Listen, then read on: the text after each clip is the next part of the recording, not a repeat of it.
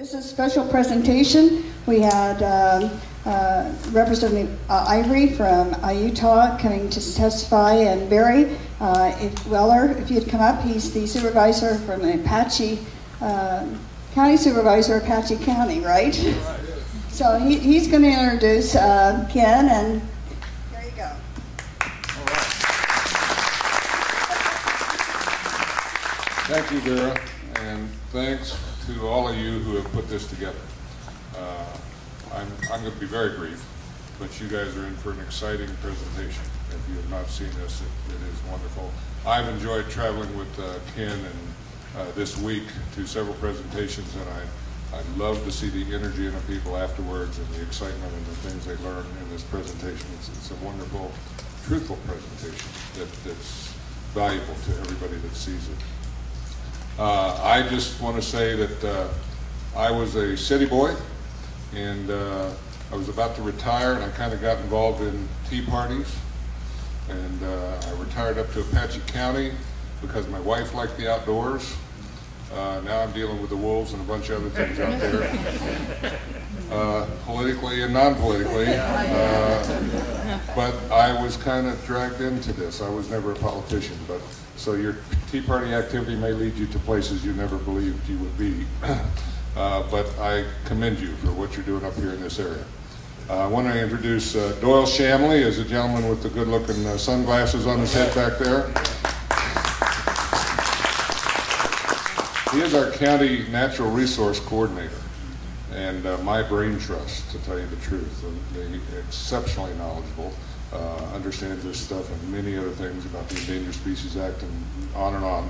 But he's our right-hand person up in Apache County because we're a pretty poor county and we can't afford to pay too many people. In fact, our sound man, Jesse, up there is an unpaid sound person that travels with us. Doyle, yeah, give him a hand too. Doyle is going to be going around and trying to ask you to sign a different sign-up sheet for Ken because he wants to collect email addresses. Please try to be I mean, if you would like to give them, but please be clear because you will get tons of information sent to you from Ken once you get your email on here. He'll tell you about how he gets that done too. But real quickly, Ken Ivory is an attorney turned tea partier. He's pretty much given up the wealth of the job of being an attorney to become a state legislator up in Utah. And he's not talking about some pie-in-the-sky issue here. He's done it. Utah has done it, and they're moving forward. House Bill 148. Ken Ivory, the person you're going to listen to here, is the one who spearheaded that and got that through the legislature up there and is working to help other western states get on board. And that's why he's given his own time to do that, and we're trying to support him from Apache County and get many other counties on board. So without further ado, Ken Ivory will do his presentation. All right.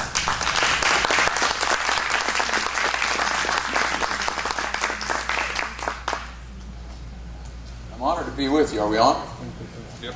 Good. You can hear that all right? Good. Okay, good. What an honor to be with you. I grew up in Tempe, and I'd rather come back in December. Yeah. But it's nice to be here. A couple of housekeeping items. If you'd write really, really legibly, your email address is on there. Now, you come from the generation where you actually studied penmanship, so I expect really good things from you all. We don't do that anymore, do we? But, yeah, if you'd be really as clear as you can on that, that'd be very helpful. We've got work to do. You know that. That's why you're here. We talk about this presentation as being the only solution big enough. This isn't a presentation. This is looking at history and looking at the nature of our statehood promises. I was honored by your prayer. We aren't just born in America because we're cooler and smarter and more handsome than everybody else. I think we were put here because there's something in our DNA that speaks of liberty and life and property to hold that light up to the rest of the world. And the real question is, if that light flickers here, where is it going to be held up in the rest of the world? Is China going to do that? Is France going to do that? these are big times. I want to start where I normally finish. Ronald Reagan in 1987 made a statement that kind of drives me in what I'm doing. I'm here because I have 4 children, I have a wife I love dearly. I'd rather be with them than with you, no disrespect intended. But we see the things that are coming, that are happening, and they're big. And we have work to do. Sometimes they're scary, but we were born here because there's something in our DNA that yearns for liberty. I think that's in all people, but there's something here that we have a responsibility to hold that up. Ronald Reagan in 1987, height of the Cold War, the nuclear proliferation, the red phones, all that sort of thing. He made a statement that if he were here, I'm positive he would counsel us in the same manner. He said, this is a wonderful time to be alive. We're lucky not to live in pale and timid times. We've been blessed with the opportunity to stand for something, for liberty and freedom and fairness, and these are things worth fighting for, worth devoting our lives to. So let us go forth with good cheer and stout hearts, happy warriors, out to seize back a country and a world to freedom. Now, in your prayer, you spoke about courage. We're going to talk tonight, pretty much the whole night, we're going to talk about knowledge and courage. Because in moving forward to bring about the solutions that are right here, if we fail to do this, it will not be because it's illegal or unconstitutional or impossible. It'll simply be because we lack the knowledge and the courage. Let's talk about some of those things. So,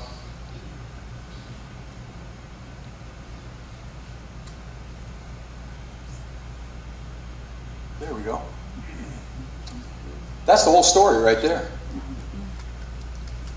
Look at that map. Isn't that amazing? The red are the lands controlled by the federal government.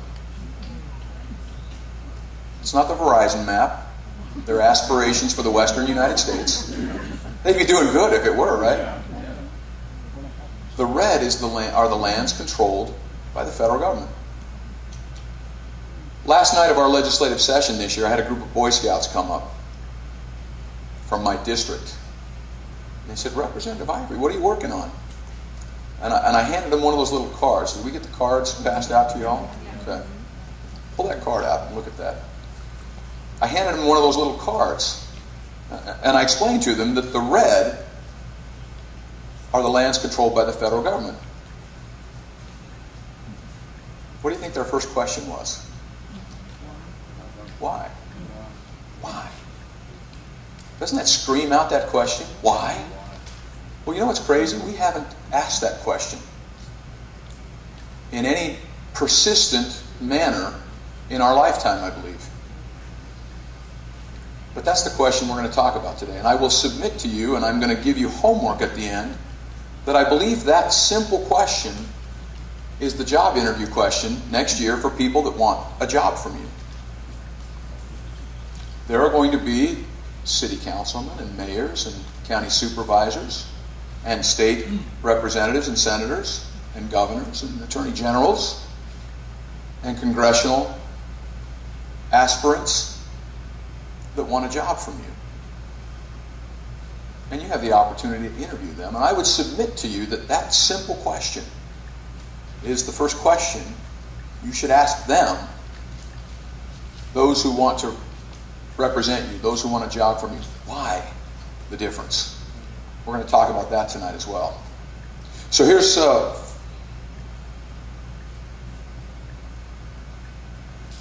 did that get stuck back there? Is there something on the screen that needs to be clicked off? No? Doggone it, this may not work then. We had a great plan. It was going to work out very nicely. Well, we're going to have to do it the old-fashioned way. Would you advance the next slide? Unfortunately, oh, there we go. Now it might work. We'll see if this is going to work. We're going to talk about 4 things tonight. 4 main points we're going to cover. The federal land management is threatening Western communities, and it threatens our nation. the history, the law, the terms of our statehood. At statehood, there was a contract. They call it a solemn covenant, a solemn compact of statehood. It's a contract between sovereign entities, something much more than a contract. But the history and the law and the practice and that solemn compact obligate the federal government to dispose of the land. Makes sense, right? That map makes no sense. You have to be a lawyer or something to think that makes sense. Speaking as a reforming lawyer. It's already been done before, repeatedly and recently. And we have a window of opportunity. There are times when things are impossible or seem impossible that at other times aren't. In 1857, there was a man who stood in front of the Supreme Court and he held his hands out and he asked a simple question. He said, "Am I not a man?" And the United States Supreme Court in 1857 said, "No, you're not." We can't even fathom such a thing today. Dred Scott stood before the Supreme Court and said, "Am I not a man?" And that black man was told by the United States Supreme Court, "You're not a man. You're not a man." We can't even fathom that today. Because the people are the ultimate law of the land. They are the sovereign, they're the supreme law of the land, and they would not abide that result. And so things that seem impossible at one period, in other perilous periods, become politically possible. And I believe we're in a period of powerful political possibility that we've never seen before. We're going to talk about that as well. If we let this opportunity pass, the opportunity big enough to fund education, to better care for our lands and resources, to protect access that's being shut off thousands of roads all around the West, to create real full-time jobs, to grow local, state, and national economies. If we let that pass, it will not be because it's impossible, illegal, or unconstitutional, but simply because we and our leaders, those whom we hire to represent us, lack the knowledge and the courage.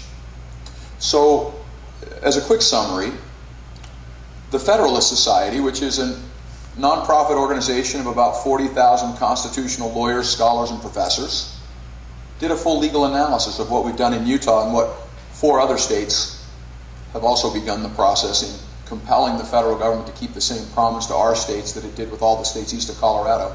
They did a full legal analysis, and here's a brief summary of what they came up with. This is unlike any other efforts that have been done before to try to compel the federal government to keep a promise. This is not a sagebrush rebellion. This is about a solemn compact and a promise, that enabling act, that the promises are serious and enforceable on both sides. This is about, in that promise, that you read that promise as a whole. You read the whole language of the document. You don't cherry pick a few words. What you'll find is that the states agreed to give clear title to the federal government as a trustee. You're familiar with a trust, right? You have a trustee of your trust. You give them title to the property. You tell them, do this with the property on the happening of a specific event. You are not authorized to go sell the property and book the cruise or go to Disney. That would be a breach of trust, a breach of a fiduciary duty, the most serious duty known in law. But you do hold title. The federal government holds title as a trustee. We gave them clean and clear title with language that says forever disclaim all right and title. But with an obligation, because also in the document it says that until title thereto shall have been extinguished. And so there was a title and a duty. Because in that agreement, it was to our benefit that the federal government held clean and clear title. Because the faster they could dispose of the land with clean title, right? You can sell the land faster if you have clean title. The faster they dispose of the land, the sooner the states and the local governments can begin taxing and generating revenue from the land to educate children and take care of sick and poor people and roads and public safety. Also, when you have clean title, you can sell the land for more money than if you don't have clean title, right? The more money that the federal government trustees sold the land for at our statehood, 5% of the proceeds you'll see in the Statehood Enabling Acts, 5% of the proceeds of the sale of public lands was obligated to go directly to the state to pay for the common schools, the public schools. It's right in the document. So that's kind of a summary of what's in that legal analysis. The Michigan Journal of Environmental and Administrative Law, Michigan of all places, looked at what we're doing and they said, this is no laughing matter. This is serious, what we're looking at. And so if you text If you do text, if you would like to text, if you text the word land to 58885, you'll get on an automatic email that you'll get some little series of information that'll come as well. The email will get you, we're not going to inundate you, you'll get no more than one email a week unless there's something really big happening. But we'll keep you informed on what's going on. So this all started for us in Utah on this current move. There have been many people that have plowed the field and made things possible to get to this point. But what happened when I was elected to the legislature, I wanted to know, how bad is it? How dependent is my state on a federal government that tells me in every financial statement it issues that it's broke? The federal financial statements say that it is unsustainable. They cannot do an unqualified financial statement. The Government Accountability Office will not issue an unqualified financial statement for the federal government. But in the qualified financial statements, it says this is unsustainable, which by definition means it will end. What I learned after a few weeks of being in office was that my state is 45% dependent. 45 cents of every dollar we spend comes from a federal government that's broke. Single largest line item of our revenue. Now in Arizona, it's 52%. The single largest line item of your revenue comes from a federal government that's broke. That's a great business plan, isn't it? I mean, imagine in your business, right? You have one customer that accounts for 50% of your revenue, and they're bouncing checks to the payday loan company, and your attitude is, hey, what could go wrong with that? Let's keep doing what we're doing. Or we could do something different. But this is where we are. So in looking at that, after the first legislative session, I said, we've got to look at these lands. That is the only solution big enough to close a $5 billion gap. And our education funding is $2.6 billion below average in per pupil funding. There is no amount of tweaking of the tax code that will ever close that gap without absolutely killing the economy. How do we close that gap? So I asked the director of our state institutional trust lands and the chairman of our natural resources committee if after the session we could get back together and start to look at how do we go forward on this. Is there a way that we can approach this land issue? Because we have to get to some sense of economic self-reliance. Because right now it's just a math problem. It's not a politics problem, it's a math problem. In fact, the accountants in Utah, the accountants across the nation are saying just that. This is math, it's not politics. And they're pulling the financial fire alarm they've warned us in Utah. Our first meeting, the director of our school institutional trust lands administration said, you know, there's a case. This was in 2011. There's a case just a couple of years ago. It's a U.S. Supreme Court case that had something to do with the lands. I think it might be important. I said, give me that case, would you please? And we started to look at it. The case is Hawaii versus the Office of Hawaiian Affairs. Now what happened there, in 1893, the industrial powers seized the land from the native Hawaiians and gave it to the federal government. They weren't happy, obviously. As Hawaii proceeded forward and there began to be discussions of statehood, they had knowledge and courage. And they mobilized and said, you will dispose of all these lands. We don't want you holding on to title as a trustee at our statehood. And because of their knowledge and their courage, the federal government disposed of all the lands, and we'll see their enabling act here in just a little bit. So they're made a state in 1959. All of the land is disposed to the federal government. There are some certain conditions, but the land was disposed directly the land was disposed of to the state of Hawaii. So now fast forward 30 some odd years to 1993, the 100th anniversary of the industrial powers seizing the land from the native Hawaiians and giving it to the federal government. U.S. Senator Daniel Inouye in Congress runs an apology resolution, unilateral act of Congress to apologize to the native Hawaiians for what happened in 1893. Whereas, now therefore we apologize to the native Hawaiians, and nothing in this resolution will impair any of the claims that the native Hawaiians may have against the federal government. Right? So a few years later, the state of Hawaii now goes to sell some of the lands that were granted to it in its solemn compact of statehood. And the native Hawaiians come in through the Office of Hawaiian Affairs and say, based on this subsequent unilateral action of Congress, we have a lien right in those lands. And they go to Hawaii District Court, and the Hawaii District Court dismisses the case. They go to the Hawaiian Supreme Court, and the Hawaiian Supreme Court says, oh yeah, that subsequent unilateral action of Congress imposes a lien on that sovereign act, that compact of statehood with respect to the lands. On that question, the case goes to the United States Supreme Court. The United States Supreme Court, 4 years ago now, unanimously issues this opinion. The consequences of a state's admission into the Union are instantaneous. And it ignores the uniquely sovereign character of that event to even suggest that somehow subsequent acts of Congress can diminish what was already bestowed. And that proposition applies with even greater force where virtually all of a state's public lands are at stake. Think about what the Supreme Court said. Congress does not have the authority to change the solemn compact of statehood, the rights granted, the obligations undertaken at statehood, particularly where all of a state's public lands are at stake. Makes sense, right? If Congress can unilaterally just say, we're changing your act of statehood, we're changing the nature of your statehood, what's the point of being a state? Makes sense. That's what started this for us. So I took that case and went to my Attorney General and said, look at this, the door's open to take a new look at this and to take a new run at this, and that started this whole investigation. Came across, this is kind of an important fundamental principle to me. This is George Sutherland. He's our one and only U.S. Supreme Court Justice from the state of Utah. Our think tank in Utah is named after Justice Sutherland. Look at what he says. Kind of goes back to your prayer and the nature of our founding as a nation. He says, man has three great rights, unalienable rights, right?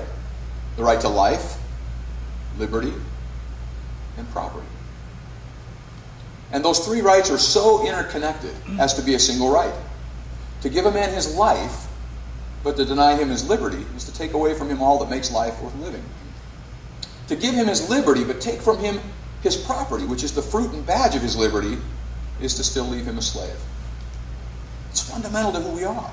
It's fundamental to the founding of who we are. Think about that. The inalienable right to life, liberty, and property. Because with property, my sweat and my labor and the fruits of my labor and my thoughts and the things that I can produce and I can accumulate, then I have choices.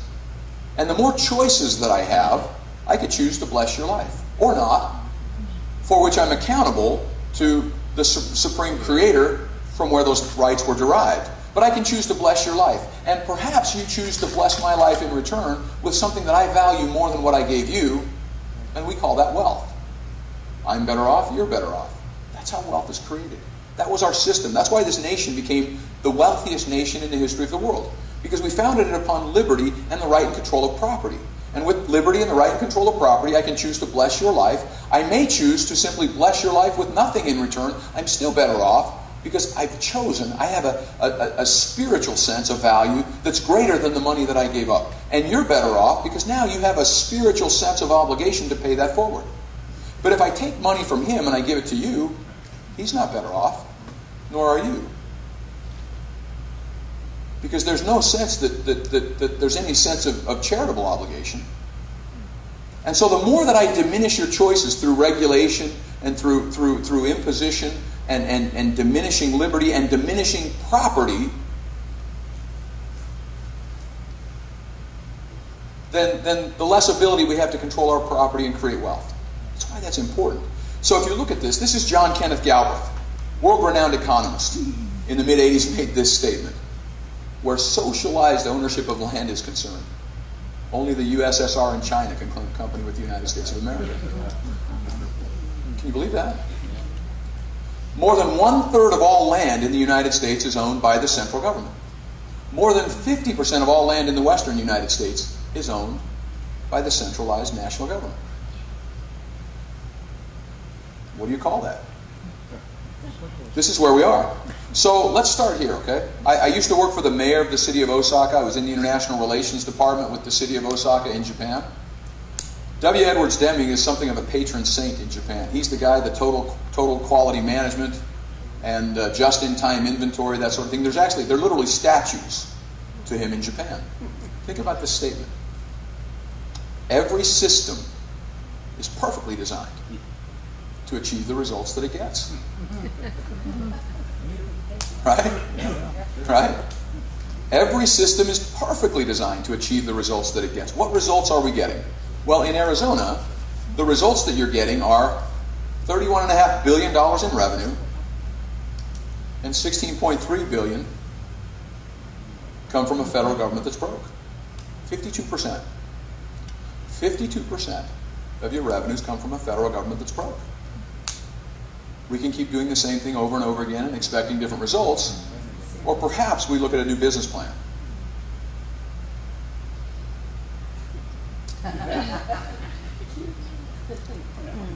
$17 trillion. It's vertical at this point, the acceleration of the debt.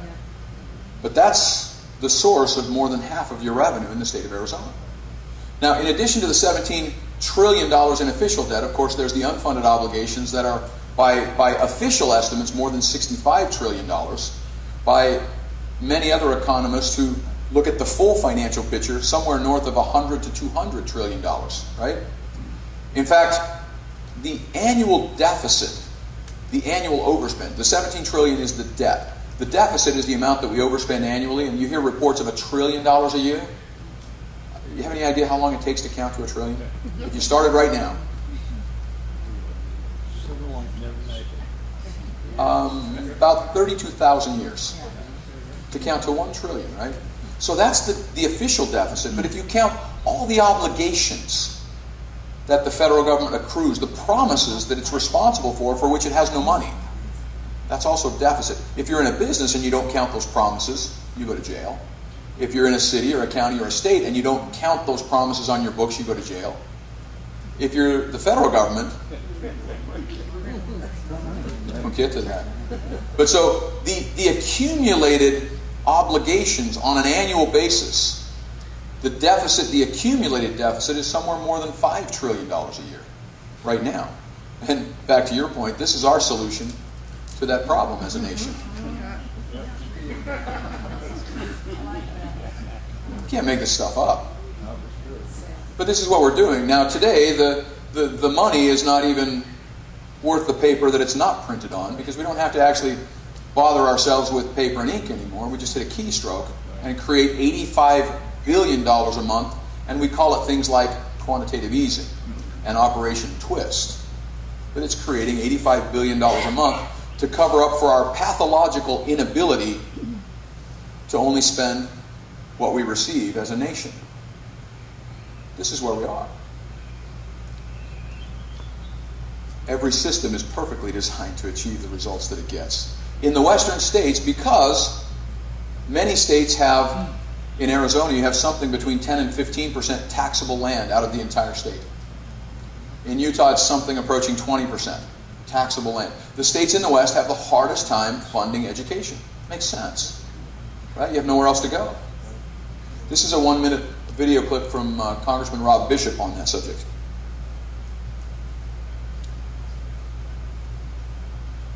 Not welfare, it is rent on the land you control. Now I want you to look carefully at this map. See where the red is, and then I also want you to look at this particular map. States in red are the states that have the hardest time funding their education system. That is the slowest growth in education. I hope you realize there is a similarity between the two particular maps, because the bottom line is individuals in the West pay more in state and federal taxes than in the East. There are more kids in the West. We have larger class sizes in the West. Our education system has a harder time to fund itself in the West because this map prohibits us from developing our property taxes, developing our energy royalties, developing high-paying jobs with income taxes, so kids are hurt in the West. I'm sorry, this map and this situation means that kids are underfunded. Can I get 50 seconds? Gentleman's recognized for 30 seconds. Kids in the West, their education is underfunded, their teachers' salaries are depressed, and my retirement is threatened because of this particular... Single largest line item of expense in your state budget is typically education, health and human services, 52% in jeopardy from the federal government. The top map is wildfires more than 250 acres. And coincidentally, that map. I'm sure that's just a coincidence, right? This came out last year. This is a criminal activity alert issued by the FBI and the Department of Homeland Security to the state foresters throughout the West and others. When they captured Osama bin Laden, they captured a treasure trove of documents. Among them, they saw terrorism plans to use wildfire as a form of jihad. And this is their map. Because we've given them the fuel. Think about it for a second. If you think of a pen, a corral, a normal corral or pen that you can put 40 or 50 cows in, and suppose you put 400 to 500 cows in there instead, and you give them 50 gallons of water. You know what's going to happen, right? They're going to get sick and they're going to die. Well, think about our forest. We have an acre of forest that its sustainable capacity is about 50 to 60 trees an acre. And instead, we're putting 1,000 trees to an acre with the same finite amount of water. And those living organisms are going to get sick. They're going to die. And in fact, they are dying all over the West. And now, even when the trees are dying because they cannot repel the beetle infestation, in most instances, we can't even remove the dead trees. And so they're just sitting there dead in forests all over the West as fuel waiting to burn. As the fires, you know better than anyone, as well as anyone, the fires are ravaging through, endangering life, property, destroying the air quality, destroying the habitat, but also killing millions of animals, including protected species. And then, after the fires have gone through, there's no ground cover, and the floods come through and decimate the watershed for decades. In fact, I was saddened when I drove from Show Low through Payson the last time I was here. I grew up here as a kid. We would go up into the forest to get away from the heat, right? And you drive from Show Low to Payson, and I called Supervisor Allen back and said, "What in the world is this? It looks like a moonscape." She said, "Oh yeah, that fire that we had 10 or 15 years ago. It's still not regenerating. The fires are burning so hot that it's sterilizing the soil for generations, decimating the watershed for generations." This is happening right now. So back to that question. Why the difference? Why the difference? Well, there were a number of Western states that got fed up with that at one point. And they got together. And they said, you're not disposing of the land like we promised. They kind of descended on Washington through resolutions and action collectively. You're not disposing of the land like you promised. We can't tax the lands to educate our kids. We can't grow our economies and provide good paying jobs for our people. They're leaving our state. And you're hoarding all of our minerals and resources. Sound familiar? Yeah. It's Illinois, and it's Missouri, and it's Arkansas, and it's Louisiana, and it's Alabama, and Indiana, and Mississippi, and of course that great western state over there of Florida. Right? They were as much as 90% federally controlled for decades. Florida, in fact, in their resolutions, they're on the American Lands Council website on the front page. There's a quick fact number 5. You can look at these original documents, some of them. Florida, in their resolution, said we're the worst off of all the western states because you're not disposing of our lands. Right? Until one man with courage, with unusual courage, stood up and went to battle, in his own words. One man was a Democratic senator from the state of Missouri, Thomas Hart Benton. His courage was so singular that John F. Kennedy featured him in his best-selling book, Profiles in Courage. One man. One man stood up. Illinois is not 90% federally controlled today. Imagine the difference. Missouri is not 90% federally controlled today. In fact, they're significantly less than 5%. Look at what he said. My election to the Senate of the United States found me doing battle for an ameliorated system of disposing of our public lands. I resolved to move against the whole system. I did so in a bill renewed annually for a long time, and in speeches which had more effect on the public mind than upon the federal legislation. Knowledge and courage. The new states of the West, Illinois and Missouri and Arkansas and Louisiana and Florida, the new states of the West were sufferers by this land policy. They were in a different condition from the other states. In these other states, the local legislatures held the primary disposal of the soil. In the new states, it was different. The federal government held the primary disposition of the soil, and the majority of Congress was less heedful of their wants and wishes. Does that sound familiar? They were as a stepmother instead of a natural mother, the federal government being the sole purchaser from foreign nations, the sole recipient of Indian cessions. It became the monopolizer of vacant lands, and like all monopolies, resulted in hardships. Does that sound familiar? Few or none of our public men had raised their voice against this hard policy before I came into the national councils. My voice was soon raised there against it, and it is certain that a great amelioration has taken place in our federal land policy during my time, and that the sentiment of Congress and that of the public generally has become much more liberal in land alienations, knowledge, and courage. But the members of Congress, and I would submit that the city council members, and the mayors, and the county supervisors, and the state representatives and senators, and the attorney generals, and the governors, and the members of Congress from the new states should not intermit their exertions nor vary their policy, and should fix their eyes steadily upon the speedy extinction of the federal title to all the lands within the limits of their respective states. And Illinois is not 90% federally controlled today. And Missouri is not anywhere close to 90% federally controlled today. In fact, they have minimal public lands. Same situation. One man with courage. This isn't just ancient history, because as we were talking about in Hawaii, this is the Enabling Act of Hawaii. Remember? When they were made a state, they mobilized their courage and said, you're going to dispose of all the land. And here's their Enabling Act. The United States grants to the state of Hawaii, effective upon its admission into the Union, the United States title to all the public lands. Title which is held by the United States immediately prior to its admission. Hawaii is a western state. Why the difference? Well, that was my question. That's been my question. That's still the question. That's the job interview question of those members of Congress from the western states, to fix their eyes steadily upon the speedy extinction. I had the opportunity a couple of months ago I was asked to participate on a continuing legal education panel. Had about 125 lawyers, and on the panel was also a law professor from the University of Utah.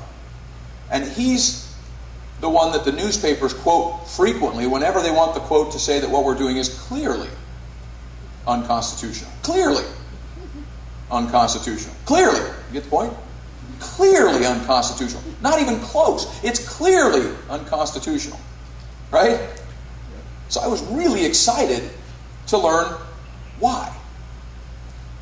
Because until that point, apparently no one had bothered to ask this law professor, well, why do you say that? Simply, I'm a law professor.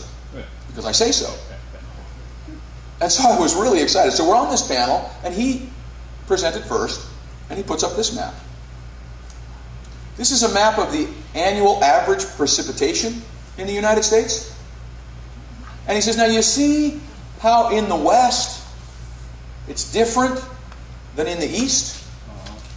Therefore, the federal government keeps the lands.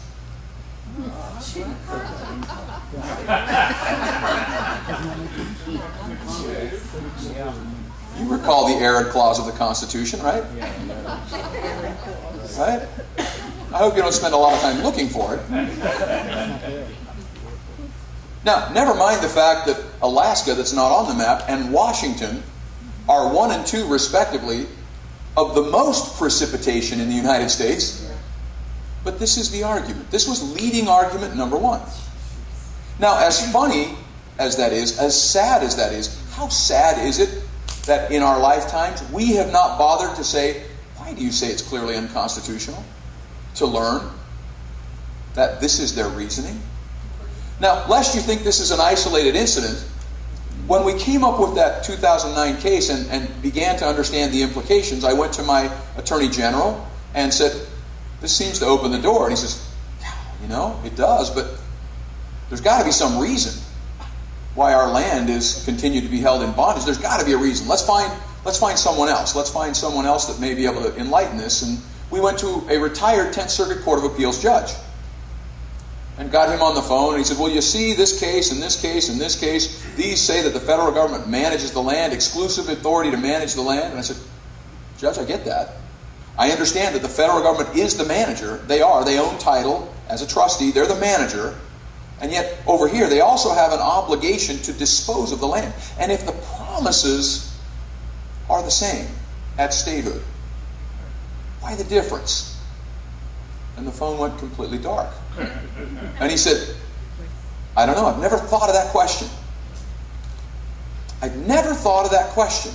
And the phone goes silent for another 20 or 30 seconds, and he says, you know, I guess it's because your land is so rugged.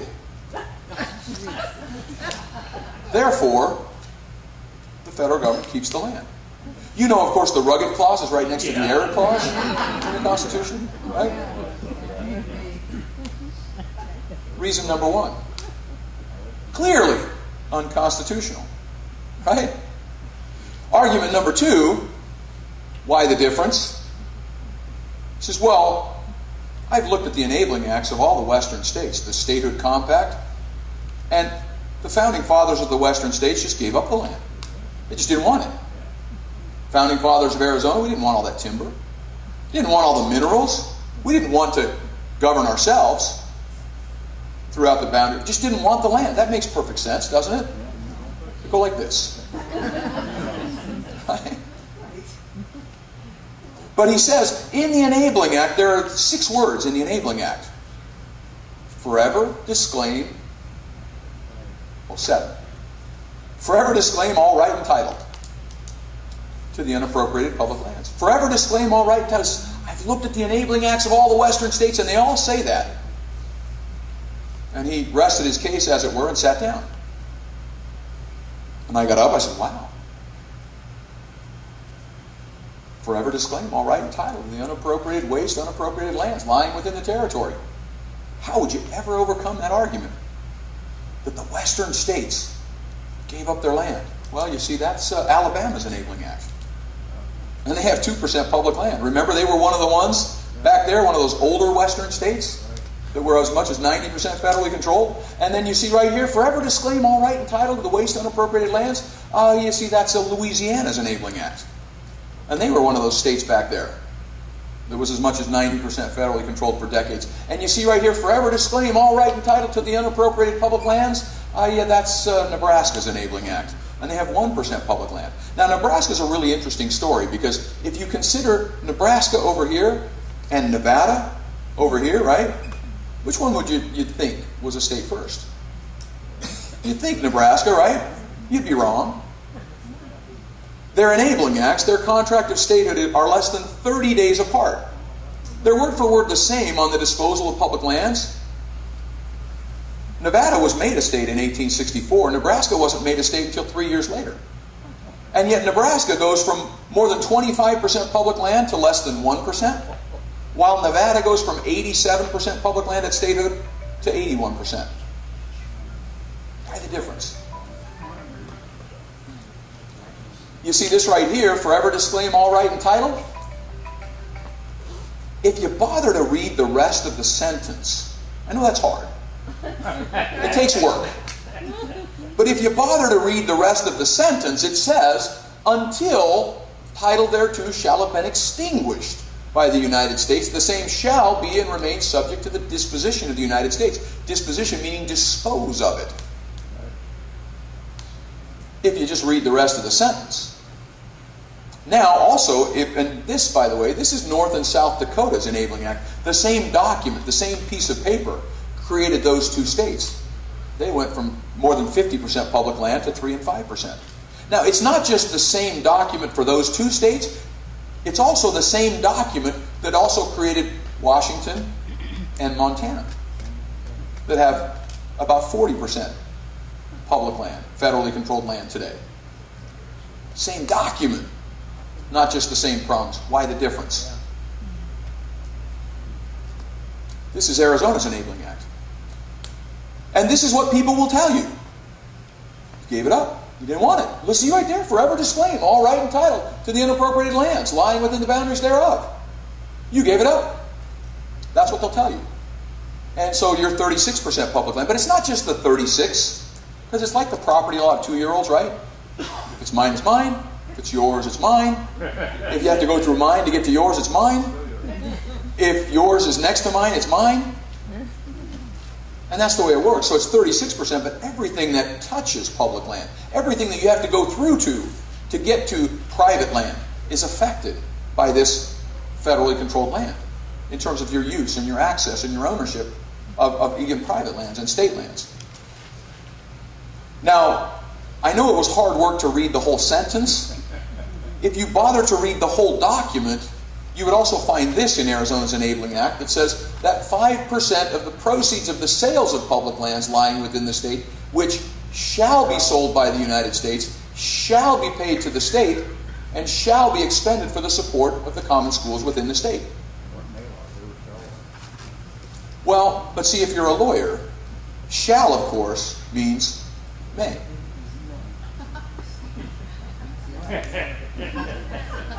Because there has to be a reason why our land is subject to that sort of bondage. Remember what Justice Sutherland said, right?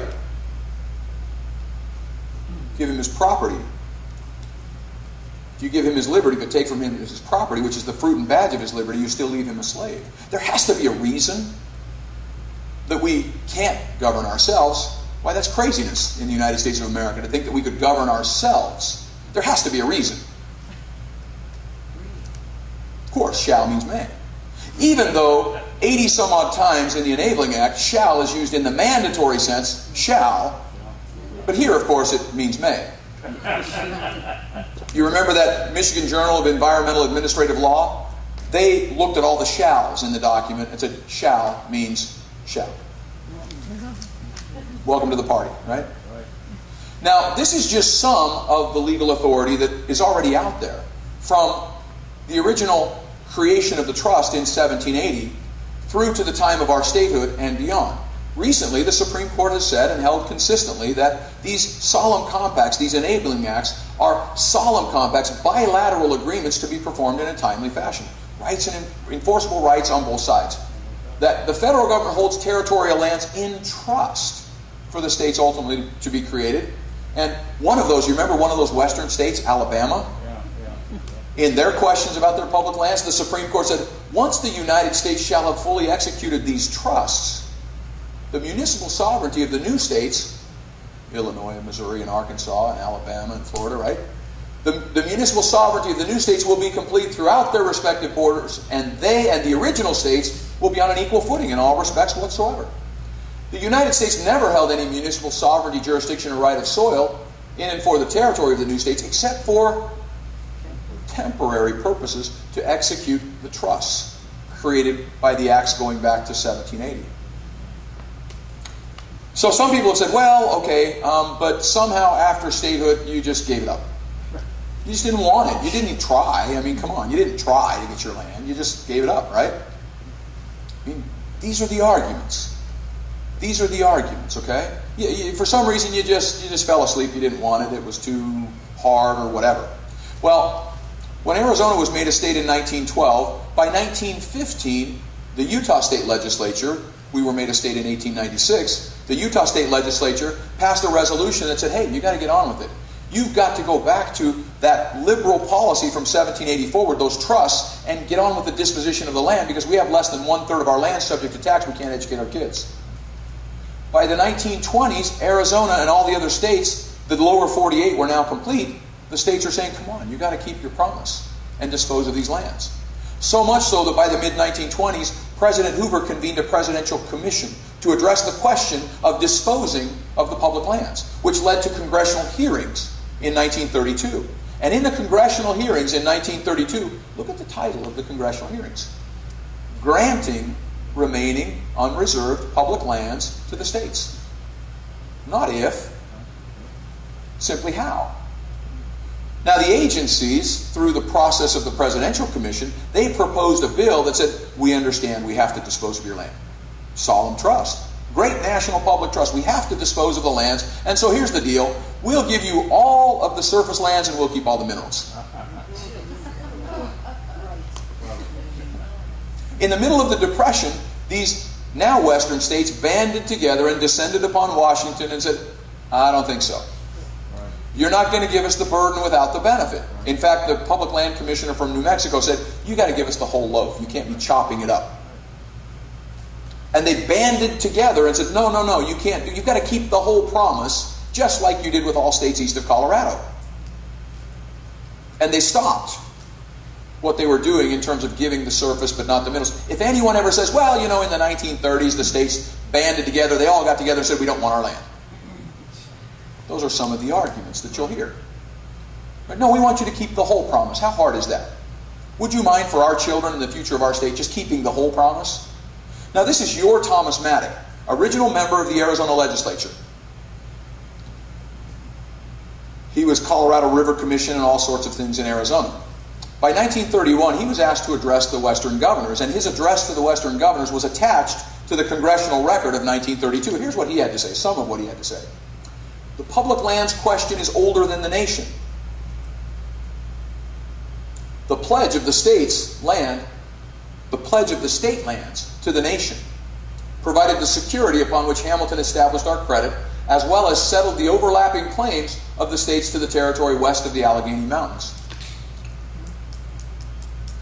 Doyle or Jess, can we click on that and move forward to the map from 1763? And then we'll come back to this. So I want to show you the history. The question of the public lands is older than our nation. The question of why did the federal government ever hold these lands in the first place, right? And then we'll come back to this spot when we're done. It's down, we've got them way down below the last slide. Yeah, right there. Right there. There we go. So 1763, this is your history lesson for tonight, among several others, but we're going to go way back. Take the time machine, 1763. When the king granted the colonial charters of the 13 colonies, they said, here's the boundaries of your colonies, and to 7 of them, in their charters, they said, you can have claims to the western lands. 6 of them, no claims. That word is important, you'll see that in a second. Here's your boundary, 7 of you get claims to the western lands. Let's fast forward now to 1776, and they woke up one morning and said, hey, we have a great idea, let's go take on the most powerful nation in the world. And they did. And they pledged their lives, and their fortunes, and their sacred honor. And they looked at Robert Morris and said, hey, Robert, why don't you go fund this operation for us? Why don't you run down to the bank and float a loan for us? We're going to take on the most powerful military in the world. We don't have a military, we don't have a bank, we don't have anything, but go see if you can borrow money for that, right? Imagine. No, they said, Robert Morris, you fund this for us. He put up personally the first $2 million in 1776 for the revolution. By 1980, he's broke, the nation is broke. Can you imagine? Can you imagine? They picked a fight with the British. By 1780, broke, the war is not even close to being over. What do? What do governments do when they need more money? Raise taxes, right? And the 7 states got to thinking about that and said, let's see, raise taxes on the original Tea Party crowd? I don't think so. And they said, we got an idea. We've got these claims to the western lands. We'll just sell our claims to the western lands. And they looked at the 6 states and said, hey guys, good luck. And the 6 states said, now wait a minute here, we're going to have to raise taxes, you're not raising taxes, our people are going to flee our state, they're going to go to you, and oh, by the way, we're putting our blood and treasure into this revolution, and you're going to end up these big landed states. That doesn't work for us. We're out. In the middle of the revolution, with the British breathing down on them, can you imagine? I can't even imagine the tension, the critical nature of that situation. Continental Congress steps up and says, we got an idea. Here's a resolution. Let us have the land, and we'll use them as collateral to fund the war. And they said, time out. We're fighting a war against the land baron. Property is really important, right? You remember that life, liberty, and property thing? Our first act, we don't want one of our first acts to be creating a land baron in our nation. Doesn't work. Oh, no. They came back a month later. What we meant to say was, we'll hold the land in trust. Let us hold the land in trust. And in fact,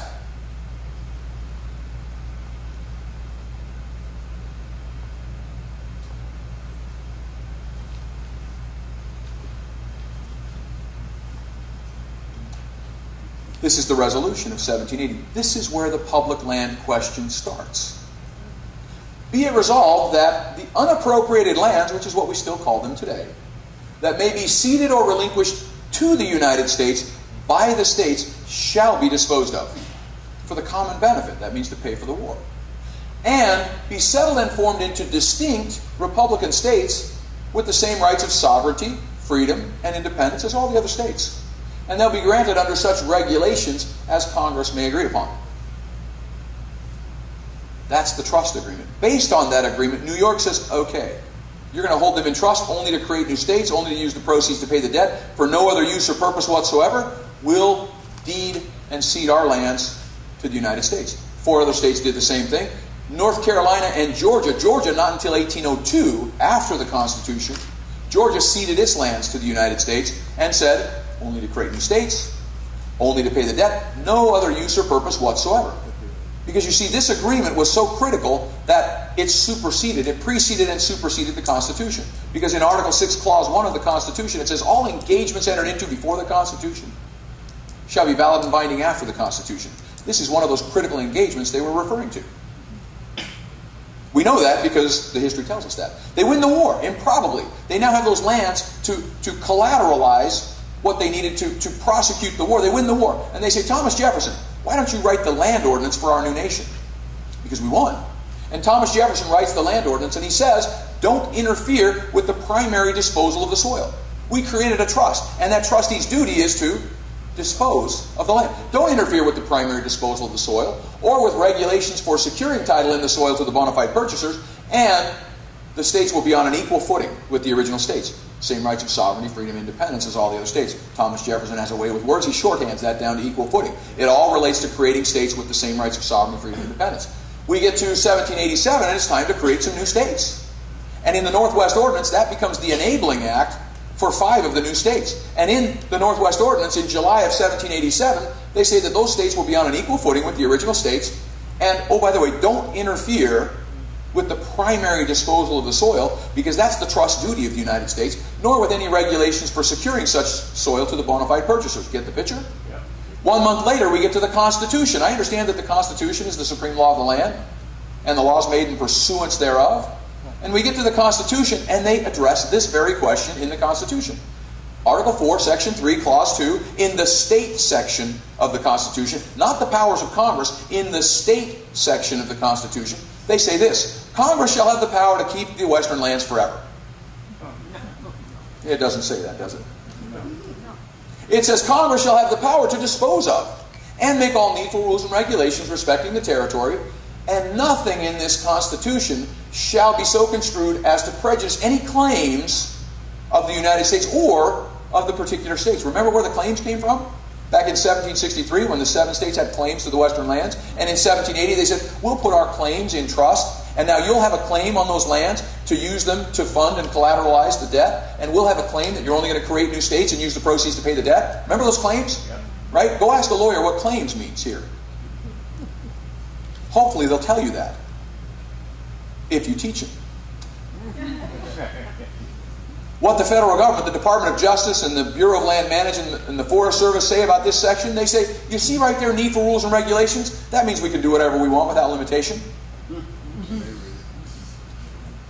Right? Knowledge and courage. Now, are we sure that that's what it means? Well, let's look. This is the 1 page of constitutional debate on that section. James Wilson, who was a signer of the Declaration of Independence, a signer of the Constitution, and an original member of the Supreme Court, wrote the first law books in the United States, probably knew a thing or two about it. He says, you know what? There's nothing in the Constitution one way or another affecting the other claims of the United States. It's best to insert nothing and leave everything on that litigated subject to the status quo. You see, in those claims, the states had overlapping claims to land, and they were tussling and fighting and litigating on that subject all the way up to the time of the Constitution. They said, you know what? That's already been resolved in 1780. Let's just leave that to the status quo. And Mr. Madison, who knew a thing or two about the Constitution, said, you know what, I think you're right. Let's be silent on the whole subject, but let's go a little bit farther and declare that the claims of the particular states should also not be affected. And then Mr. Carroll comes up and he says, I got it. Let's say this: nothing in the Constitution shall be construed as to alter the claims of the U.S. or of the individual states to the Western Territory. Getting the picture? And so then Governor Morris comes up and he comes up with the language that we have now. Congress shall have the power to dispose of and make needful rules and regulations respecting the territory, and nothing shall be construed as to prejudice any claims either of the U.S. or of the particular states. It makes sense now? That's where that came from. Let's go ahead and go back now. Let's go back to where we were. We're going to jump back. There's a whole lot more on that history, but we'll keep moving. But the history lesson is fascinating. And all the way from 1780, all the way the court cases up to the time of our statehood, the enabling acts that we have all reiterate what... oh, I'm sorry, I just took over for you. Let's go back up where we were with the... there we go, right here. Okay. So this is your Thomas Maddock again, original member of the Arizona legislature. The states, not our nation, won the individual independence and took from England the land of the colonies. The transfer of this land to the federal government was a pledge or a security to strengthen the finances of the new nation until the Revolutionary War debts were paid. The federal government was intended to be merely a trustee of the lands to sell them to settlers. This is in 1930 when most people will say, oh yeah, the states just gave up on it. They didn't want those lands. They didn't care about it, right? So this is Thomas Maddock now in 1932 quoting the Congressional Public Land Committee from 1832. Remember when the western states of Illinois and Missouri and Arkansas and Florida were fighting and successfully, because of their knowledge and courage, got title to their land? Thomas Maddock quotes and says, the public debt now being paid. The only time in our nation's history, in 1830s, there was no debt. The Revolutionary War debt had been paid. Imagine what that would be like. The public lands are entirely released from the pledge that they were under to that object and are free to receive a new and liberal destination for the relief of the states in which they lie. The speedy extinction of the federal title within their limits is necessary to the independence of the new states, to their equality with the older states, to the development of their resources, to the subjection of their soil to taxation, cultivation, and settlement, and to the proper enjoyment of their jurisdiction and sovereignty.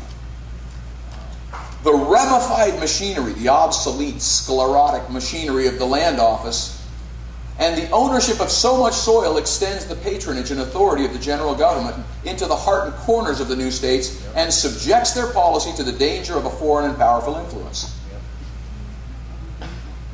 Gave up your land? Really?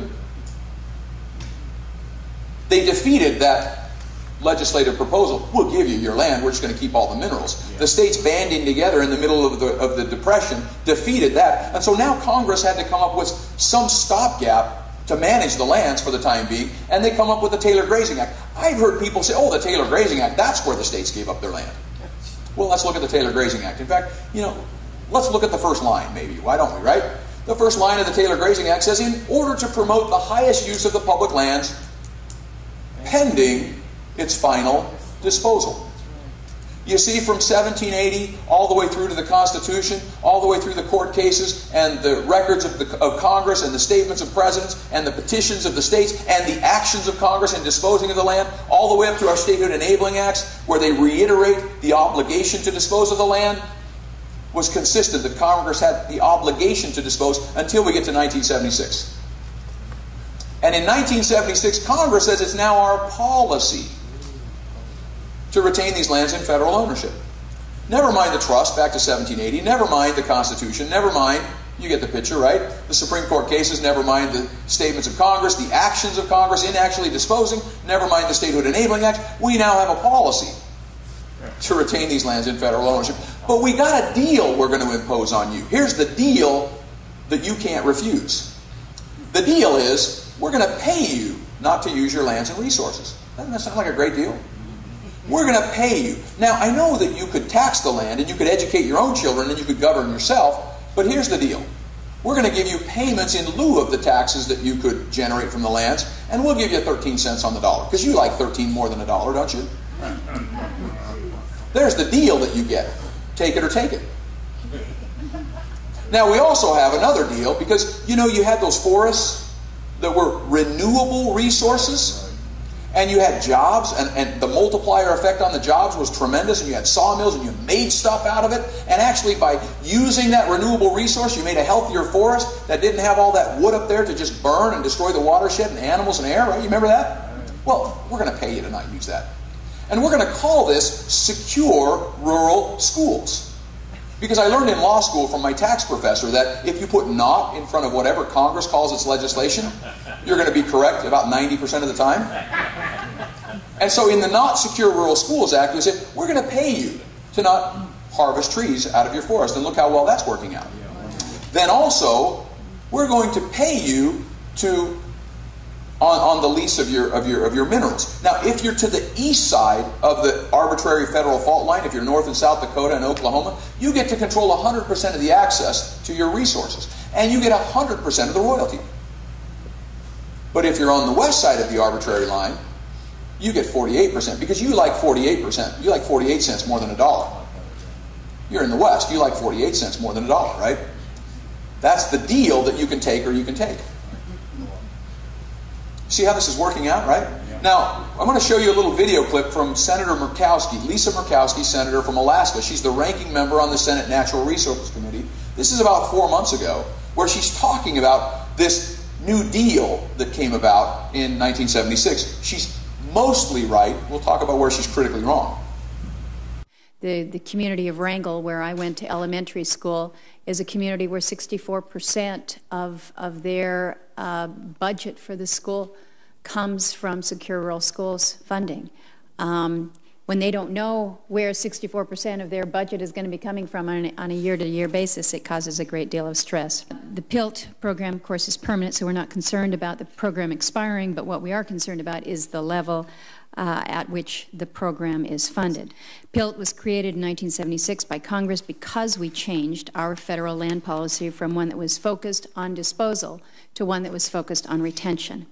These payments are literally payments in lieu of taxes to compensate our local governments for the loss in tax revenue caused by this change in policy. Secure Rural Schools, unlike PILT, was largely a replacement program for the receipt-sharing programs, whether it's the Forest Service payments to states and the Bureau of Management that Oregon and California have for their payments. These payments made under these programs were historically from receipts generated by timber sales for roads and school purposes. But I think we recognize that they were never intended to be a permanent entitlement program, but more specifically a temporary, short-term bridge to allow the communities to transition to the new economic reality that was forced upon them by environmental policies that were designed to halt timber harvesting. But if you're a community like Ketchikan, where I was born down in southeast Alaska, Ketchikan, their private taxable lands within the Ketchikan Gateway Borough are 0.3%. 0.3%. So if you have no other place to go, if 96.5% of the land in your borough is held by the federal government, the state has 1.3%, the local government has 0.3%, there is 0.3% that is taxable land. So when you say you've got this federal policy that says you can't harvest within the Tongass because we're just saying you can't harvest in the Tongass, and you have no place to go for your tax base, and we say, well, this is just going to be a temporary program for you until you can transition. The question is, what do you transition to? But I think we all know, I mean, we're having budget conversations this week. It's on everybody's mind. Federal government's broke here. We can't continue to pay counties to not utilize the lands within their boundaries. And, Mr. Chairman, you have appropriately suggested where we need to go with this. You need to be able to access the resources that are on your lands. We either need to utilize our federal lands to generate the revenue and the jobs for our rural communities, or we should divest the federal government of those lands and let the states or the counties, the boroughs manage them.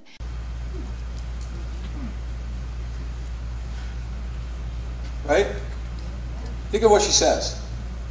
In 1976, we changed our policy. No, you didn't change the policy.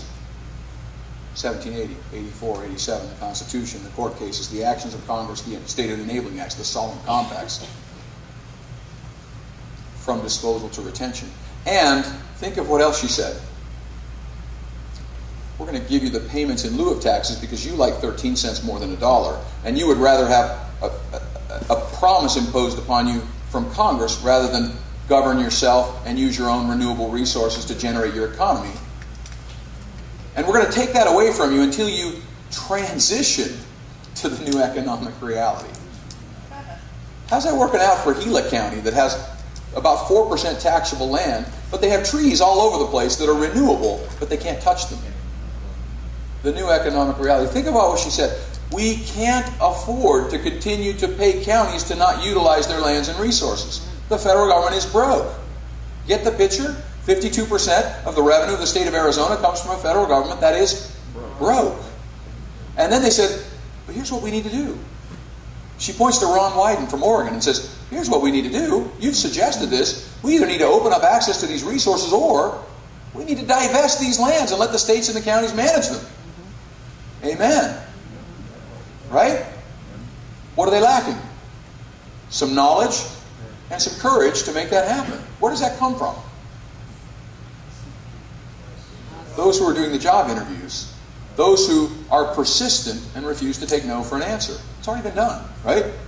So here's what's happening, right? We can't afford to keep paying counties to not utilize their lands and resources. Well, here's some of the payments. You remember in August of 2011, right? August of 2011, we're pathologically incapable of spending less than what we bring in the federal government.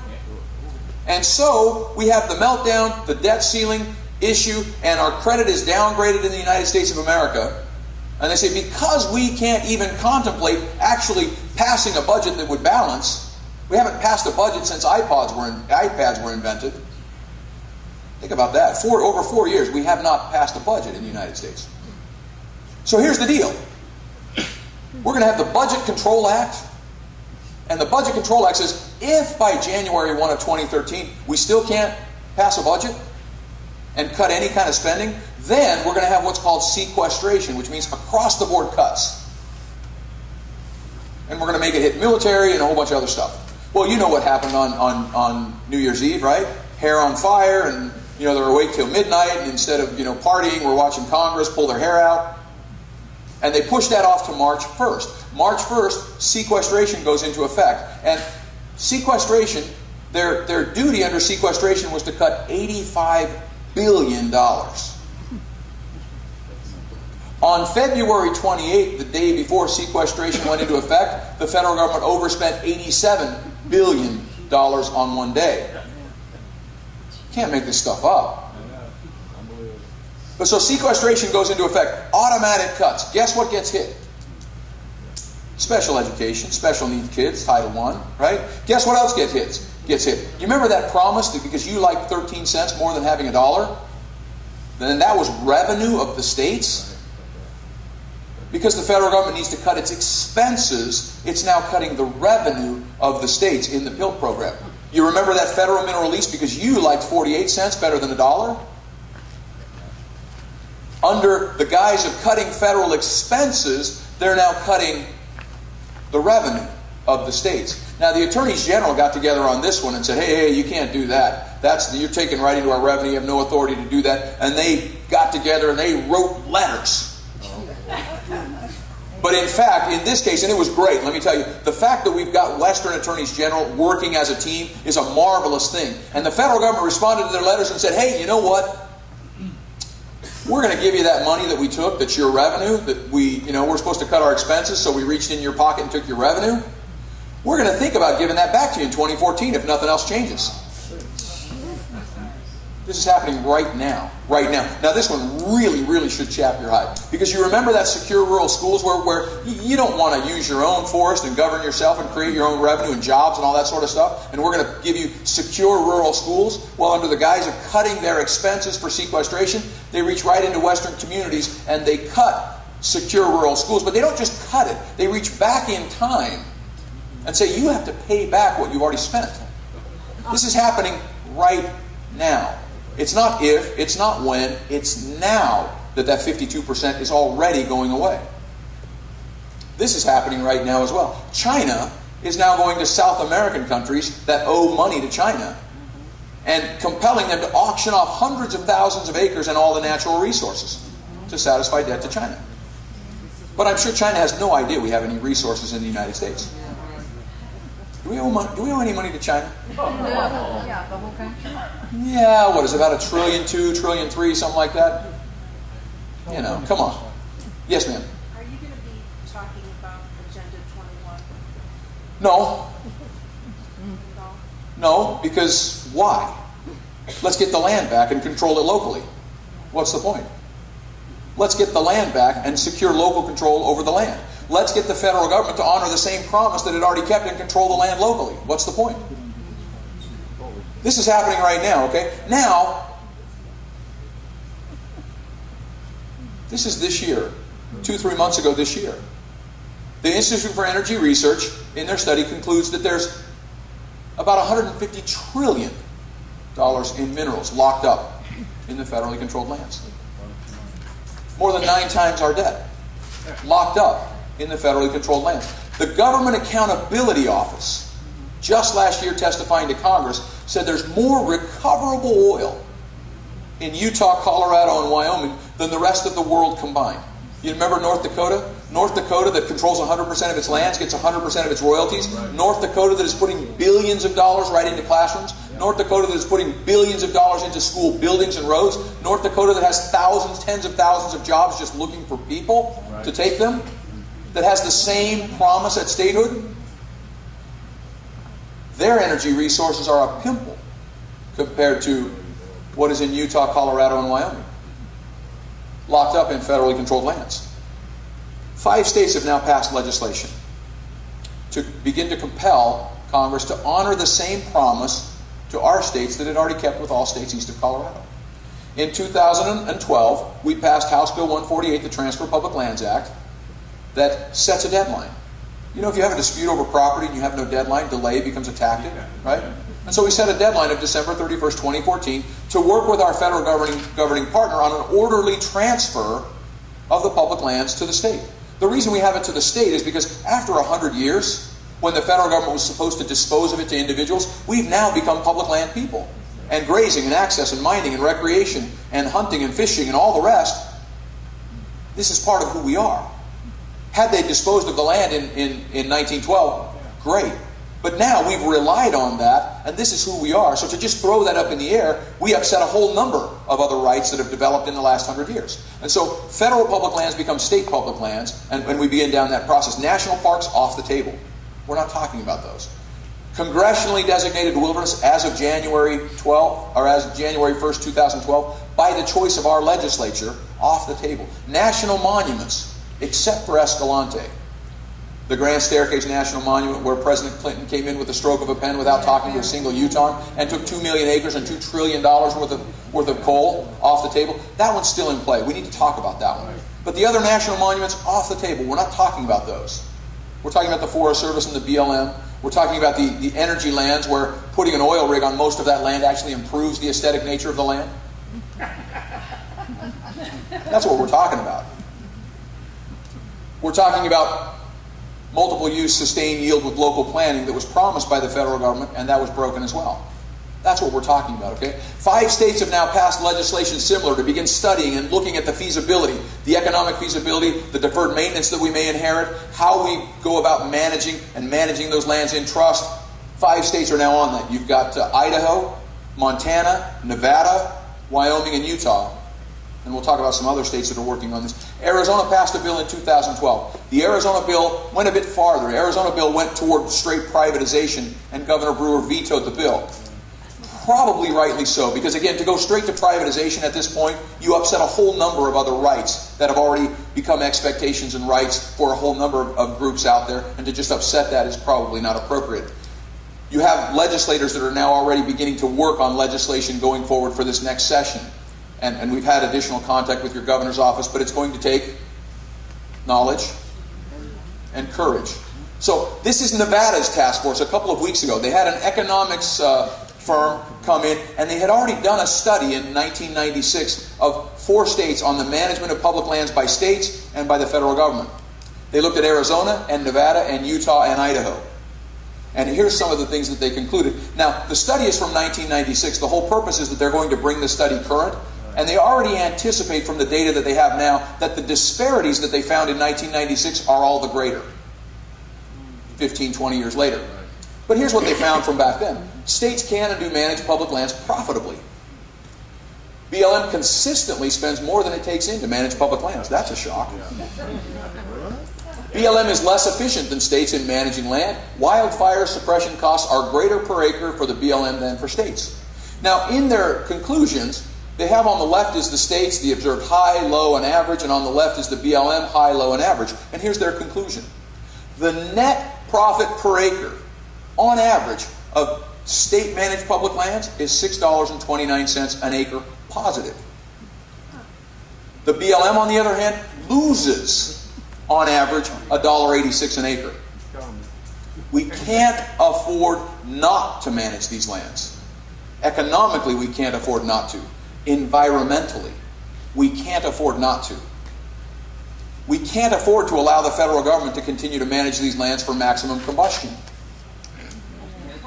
which is what they're doing. We can't afford not to. Because 52% of the revenue that we need to educate children and take care of sick people and poor people and roads and public safety comes from a federal government that is broke. We can't afford not to.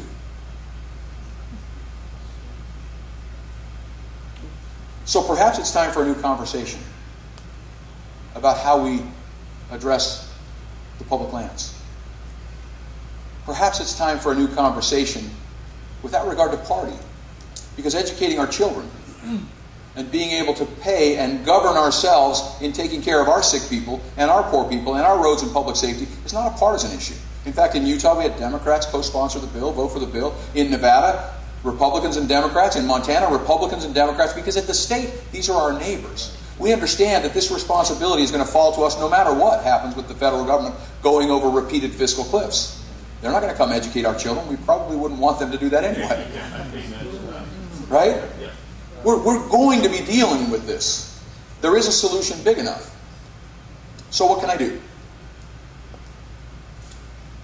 Doyle's going to be passing around some 3x5 cards, and as he's passing them out, I want you to do a couple of homework assignments if you'll do me the favor on this. You're going to help us. We're revamping the website and focusing on what can I do. And that's going to be the center target in the website. We need to raise money to make that happen, but the center box in the website is going to be what can I do? And then you'll have a box over here that says, why the difference? And you'll have a box in the upper right-hand corner that says, did we really give up our lands? And you'll have a box down here that says, it's already been done before, repeatedly. And you'll have a box over here that says, it's the only solution big enough to protect our lands, to protect access, and to generate the income that we need. Okay? What can I do? So on one side of the card, I want you to answer that question. What is one thing that I can do right now to extend the knowledge and the courage of my neighbors and my leaders, my representatives? What's one thing I can do right now? And then on the other side of the card, I would like you to write down just a short sentence, please legibly, and I want you to write one thing. What has impressed you the most about what you've heard tonight? What has impressed you the most, if you would please? So on one side of the card, what has impressed you the most? Doyle, do we have the cards? Jesse? They're on that back table in the box, right on that back table, straight back. The 3x5 cards. There we go, thank you. So you got it, right? On one side of the card, what can I do right now to extend the knowledge and the courage? On the other side, what has impressed you the most about what you've heard tonight? So let's talk about what can I do. Leverage. Your one voice is phenomenal. And certainly raise your voice as consistently and in as many ways as you can. But leverage. Archimedes made this statement. Give me a lever long enough and a fulcrum on which to place it and I'll move the world. Well, what is that leverage? All too often we think I have to lift the world all by myself. Or maybe I'll involve my family and we'll lift the world. And it's hard. And it's exhausting. You don't need to lift the world all by yourself in our system. Our system was designed to empower individuals with leverage in a republic of republics, right? So here's what we do. We get on the other side of the fulcrum and we start involving our friends. And that's good, but there's more leverage still. We start going to organizations like farm bureaus and school districts and chambers of commerce and organizations like this. And we get to organizations and we get them to also raise their voice. And I turn my one voice into 10, or I turn my one voice into 100. And then I go to my city, and you guys know how many constitute a virtual mob in a city council meeting, right? If you have 5 people that consistently go to a city council meeting and say, hey, this is what we need to do, and you share the knowledge and demand courage of your city, now you're speaking with 50,000 or 100,000 or 200,000 in your city. That's leverage. You also go to your county, and you get 10 or 20 people consistently, I mean even 10, probably even 5, going to a county meeting consistently. Now you're leveraging your one voice into hundreds of thousands. See the picture? You get to your state, and we'll show you how this is happening. National organizations, and then you get states working together to leverage your one voice into hundreds and thousands and millions. This is how it's happening, okay? This is the Western Growth Coalition. This is just an example of the petitions and the resolutions that are happening in cities and towns and counties and organizations throughout Utah and many other states. Western Growth Coalition is about 6 or 7 cities and 4 or 5 chambers of commerce on the western side of suburban Salt Lake. No public land. But they understand that this is the only solution big enough to fund education going forward. They understand that this is the only solution big enough to better care for the lands. And so here's what they said, okay? We urge, this represents probably about, I'm guessing here, but probably 600,000 to 700,000 people. This resolution that was sent to the governor and to the attorney general and to the state representatives and to the congressional delegation in order to give them knowledge and courage. We urge the continued petition of the federal government to honor Utah's compact of statehood, as they have to eastern states, by disposing of the public lands. The success enjoyed by other states in securing control of their lands was and is the product of a united front and an unequivocal determination to reject no as an answer. These eastern states succeeded in compelling Congress to transfer title of the public lands, and so should we. Now, lest we think that one resolution is going to carry the day, persistence. Persistence. But see the leverage of speaking with hundreds of thousands of voices? And it took about 10 or 20 people to make that happen. Now here's exciting. This is what, well, let me back up here. This is also your Thomas Maddock from Arizona. Remember back in the 1932 congressional report? Thomas Maddock made this statement to the governors that was attached to that report. He says, you know, in our system, a minority often controls our system, and we're not happy with that, but there's no reason that we can't use that to our advantage. He says a small minority of representatives, typically senators, because in the House they're elected every 2 years, and you know, when you're elected every 2 years, you have to bring candy home, right?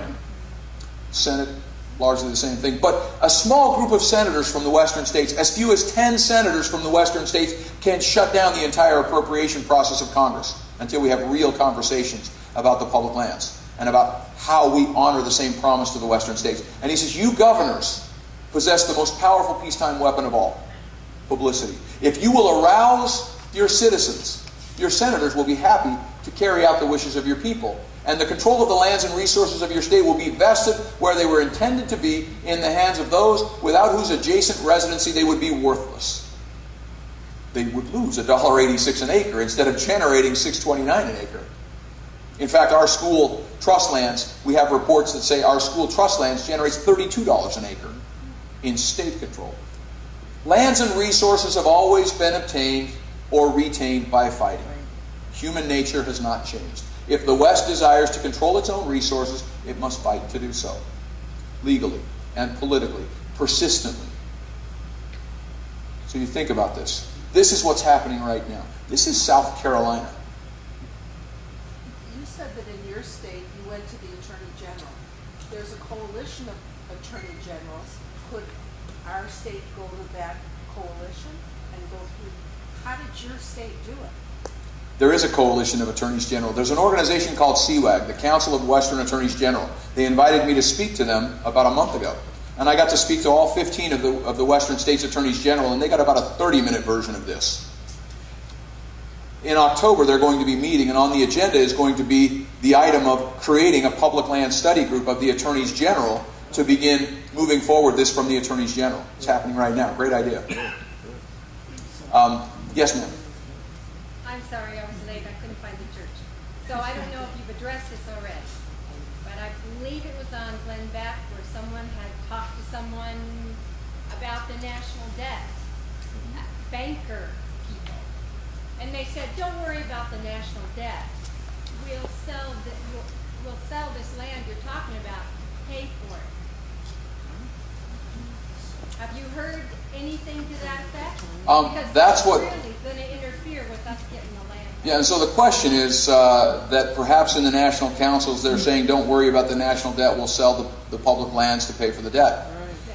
Desperately indebted nations throughout history have tried to rehabilitate a destroyed and devalued currency through seizing land and using land to backstop a new currency. It happened with France, it happened with Germany.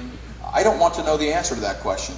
I want to compel the federal trustee to honor the trust before it gets out and begins to think that it can just do whatever it wants with these lands. That's the challenge. It's time for us to inject that with our members of Congress. In fact, we need to get our members of Congress in all of their hearings to get to the federal land managers and say, please tell me straight out, is there some kind of a mortgage or deed on our land to China or any other creditor of the United States? And let's get that conversation out in the open right now. And so yes, no, it's a very serious issue. South Carolina, this is the South Carolina Assembly. South Carolina passed a resolution urging the United States Congress to engage in good faith communication, cooperation, and coordination to transfer title to the public lands to the western states. South Carolina. Why would they care about this?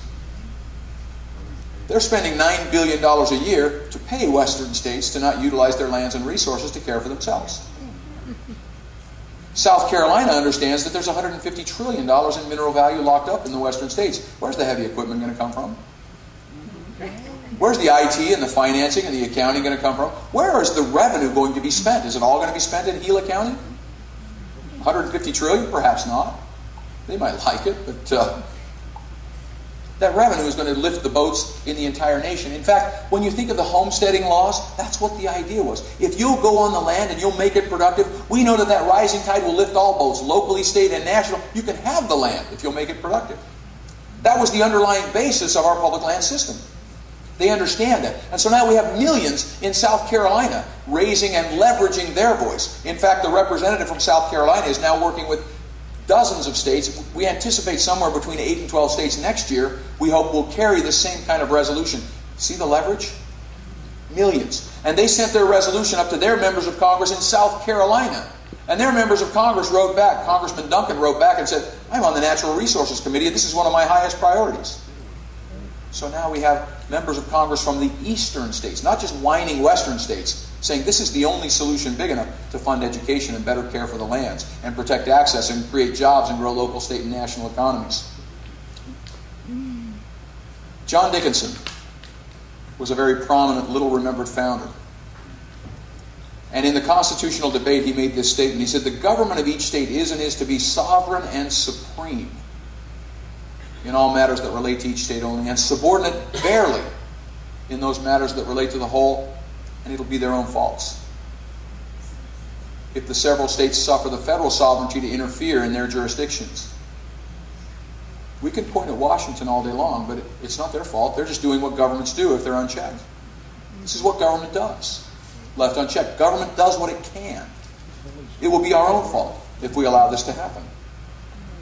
I think I have a few copies of this back there. I wrote a little book when I was elected to office. I wanted to know what are my rights, powers, and authorities. If I'm swearing an oath to uphold the U.S. Constitution as a state representative, what are my rights, powers, and authorities to uphold that Constitution? How can I do what you've asked me to do, that you've asked me to swear an oath to do?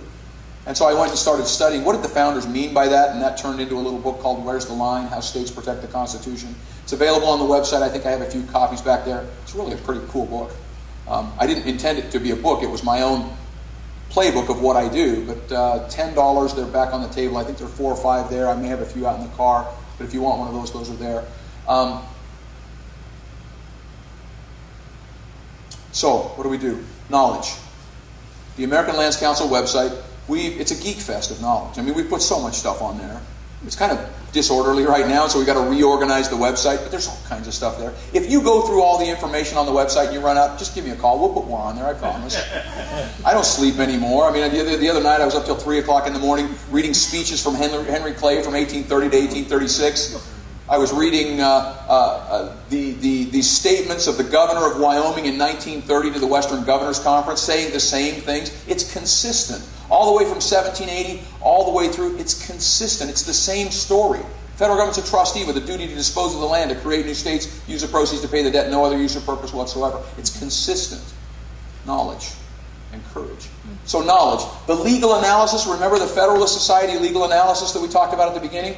Get that to every lawyer you know, particularly city attorneys, county attorneys, attorneys general, government affairs people, the representatives who work for you. Now, what we're going to do with the email, if you put your email on the sheet, I'm going to send you this overview. We'll send you the slides if you would like as well. But in this overview, we put this together for the Western Governors Association. One-page summary. Why the difference? Oh, well, your land is arid, of course.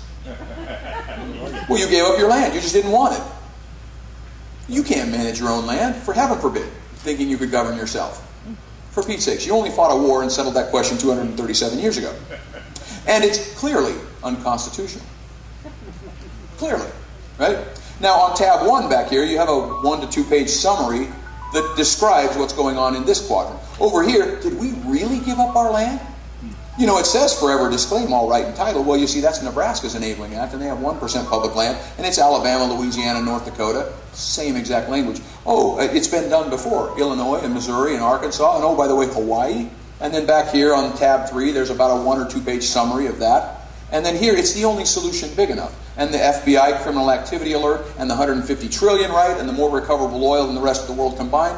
It's back on tab 4. And then the attachments back here, you've got source documents. You've got the statement from Andrew Jackson. It's the best contemporaneous history on why the federal government ever held title to the public lands in the first place. And you've got an executive summary of the legal analysis back here, so you can read 5 pages instead of 35, and you and your representatives can get smarter faster on what the Federalist Society was saying. By all means, read the 35-page version. That's on the website. And then the resolutions that we talked about, samples of the resolutions of South Carolina's resolution, and farm bureaus and school districts and counties and cities and states, samples of their resolutions are back here as well. And so we'll email that to you.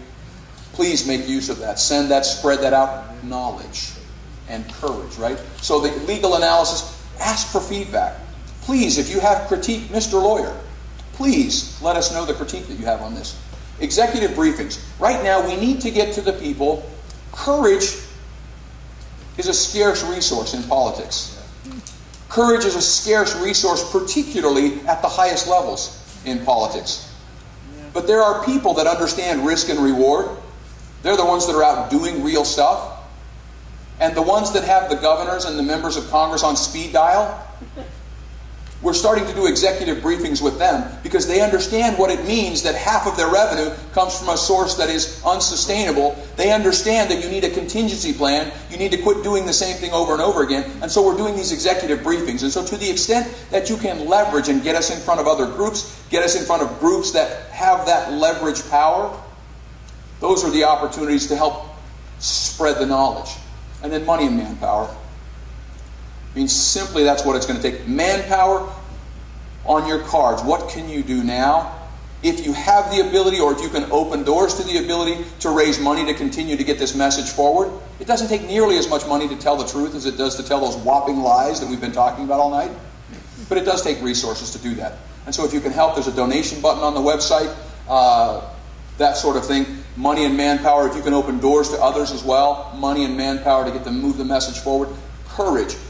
The job interviews are next year. They're starting now already. You know that. The job interviews are starting now. What are the questions? Why the difference? And you know what you're going to do if they say, well, your land is arid, of course. We gave up that land. Do we have time for a quick story? Quick story, okay? We're running the bill in 2012. I have a senior congressional staffer come in from Washington. And he says, Representative Ivory, this is all exciting and all what you're doing, the transfer of the public lands, but I'm sorry to tell you, it's just not going to work. I'm like, well, really? I've been working on this for 5 or 6 months. I wish you would have gotten to me sooner. Maybe you could share with me why this is not going to work. Says, well, you see, in Utah, we had the whole polygamy thing going on, the whole Mormon thing at statehood, and so we had to ransom away the lands to become a state at statehood. Did we now? Where did you come up with that? Well, you see, it's in the Enabling Act. Is it? Yeah, I've read that once or twice. Maybe you can share with me where it says that. Well, you see, in the Enabling Act where it says forever disclaim all right and title to the unappropriated public lands? You're telling me that's because of the polygamy Mormon thing? Yeah, we had to ransom away the lands. Did we now? I didn't realize that North and South Dakota and Louisiana and Nebraska and Arizona and Louisiana and Alabama had a polygamy Mormon issue at statehood. Because that's the exact same language in their Enabling Act. Is it? Yeah. Oh, we'll talk later. Yeah, we should talk later. These are the kinds of stories that we've invented. Because obviously there's got to be a reason that we shouldn't and can't govern ourselves. These are the stories we invent. Courage. We need to go through those job interview questions. Why the difference? What specifically? Don't settle for people saying, I support that. Oh, I support that. I support it 100%. I support it 110%. What do you know about it? What are you doing? What political capital are you putting on the line? What specifically, what boots have you put on the ground to make it happen? What courage, like Thomas Hart Benton, have you put on the line to make it happen? Who else are you bringing to the table, and how can I help you? Those are the job interview questions next year. Courage, demanding courage. Persistent contact. Your personal contact, calls, emails, personal visits. Let me just wrap, and then I'll come get questions if you don't mind. The leverage, the resolutions, they're going to be in the back of the information we're going to send to you. Let me just tell you quickly, Washington County, Utah, that's St. George, southwestern Utah, right? The county commission has passed a resolution. The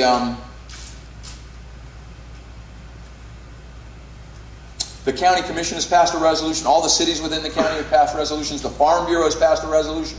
I think they're working on the school district to pass a resolution. And when the governor came down, they had a packet and said, Governor, this represents hundreds of thousands of people. We demand that you exert your full abilities to secure to our children and the future of our state the same rights that have already been honored to all states east of Colorado. Leverage. And not just once, right? It's happening already. And then these executive briefings, right? Courage.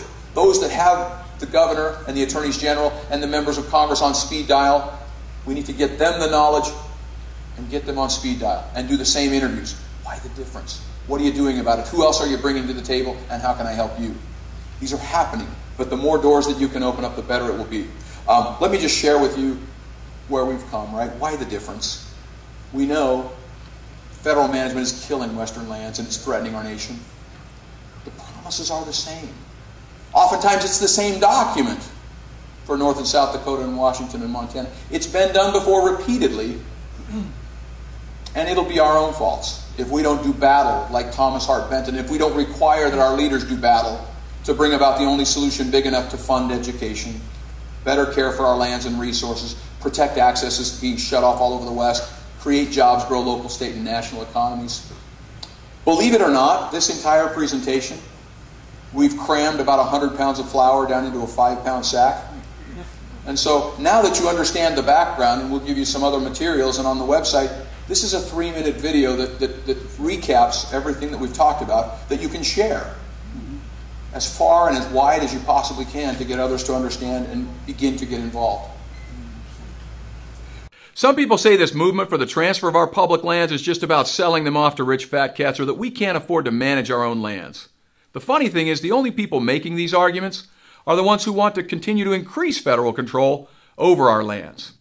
This is about a failed federal lands policy that is killing Western communities, draining money right out of our kids' education, closing off recreation and grazing access, burning up Western forests, and locking up trillions of dollars in abundant natural resources in Western communities. Don't our children deserve the same opportunities to fund education, grow their economies as children east of Colorado do? This is about the only solution big enough to actually solve these problems, not lobby or litigate for greater federal control over our lands. Have you ever seen this map before? Most people ask, why the difference? Well, that's a great question, because from the founding of our nation until 1976, Congress knew that it was obligated to transfer title to these public lands at statehood. In fact, in the statehood agreement, called an enabling act of every state, Congress reaffirmed the promise to transfer title to the public lands. So if the promise to transfer title to the public lands is the same, why the difference? In 1976, Congress came up with a policy to simply keep all these lands in federal ownership. Now, there's a lot of problems with this policy, including the fact that the Supreme Court recently said unanimously that Congress doesn't have the authority to simply change the promises at statehood, particularly where virtually all of a state's public lands are at stake. When Congress changed its lands policy, it promised to pay Western communities for not utilizing their lands and forests and other resources to fund education and roads and other public services. Did you know that with so much land under federal control, some communities have less than 10% taxable land? Well, guess what? The federal government is broke here, and now it's reneging on these promises to Western communities to pay them for not utilizing their lands. It's shutting off even more access for recreation and grazing, locking up literally trillions of dollars in abundant natural resources in the West. Federal forest policies prevent harvesting any trees, even when they've been killed by beetle devastation. This is causing raging wildfires, polluting the air, killing millions of animals, and devastating watershed for decades. Once Congress keeps its promise, federal public lands become state public lands, protecting access for recreation and hunting and fishing and grazing, and opening up access to our abundant natural resources to create jobs, fund education, and grow local, state, and national economies. Making Congress keep its obligation to transfer our public lands, just like it already did with Hawaii and all states east of Colorado, really is the only solution big enough. Today, some billionaire is going to write $1 million check to some extremist organization to keep you from accessing and using your Western lands. Today, those same extremist organizations are going to file lawsuit after lawsuit and then settle, creating new policy that shuts down your access and use to your Western lands. Today, some federal bureaucrat or agency is going to unroll a new policy that shuts off your access and use to your Western lands. What are you going to do today?